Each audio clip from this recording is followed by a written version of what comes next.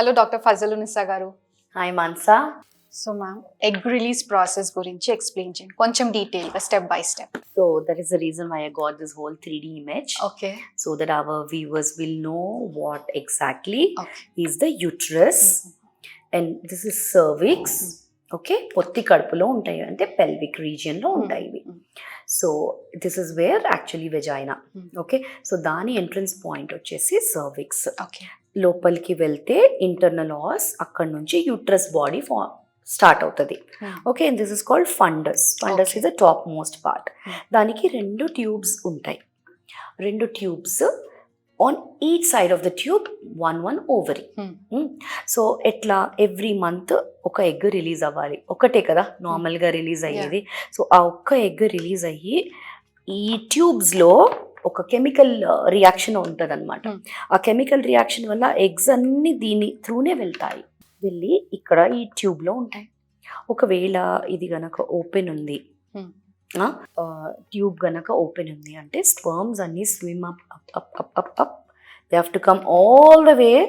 That is only like 1 big struggle for them. Because ఒక 50 million sperms ఇక్కడ start అయితే ఇక్కడికి వచ్చేటప్పటికి ఒక 5 or 6 మిలియన్ మట్టుకే రాగలవు.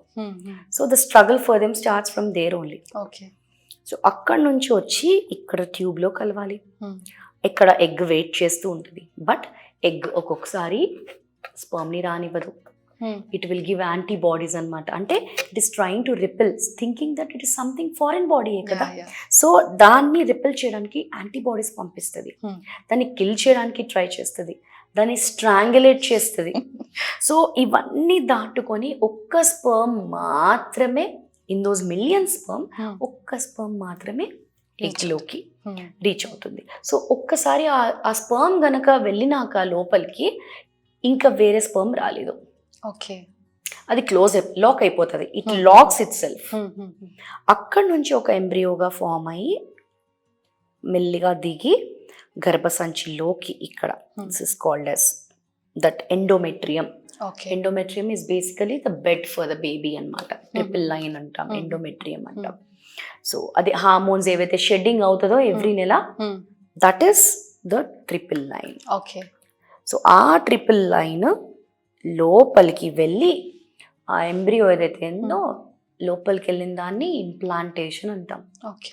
ఆ ఇంప్లాంటేషన్ అయినాక ఒక 10 డేస్కి లోపల ఎంబ్రియో అతుక్కొని అప్పుడు బీటా-HCG అనేది పాజిటివ్ వస్తుంది. Or pregnancy test, urine pregnancy test అనేది పాజిటివ్ వస్తుంది. దాని తర్వాత 9 months this whole system is gonna grow 10x. అంటే 4 centimeters ఉన్నది 40 centimeters అవుతుంది, 10x.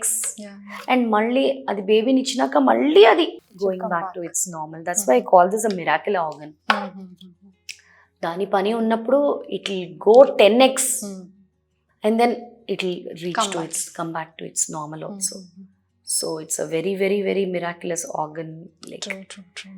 And only a woman has the power to procreate and recreate life. చాలా బాగా చెప్పారు.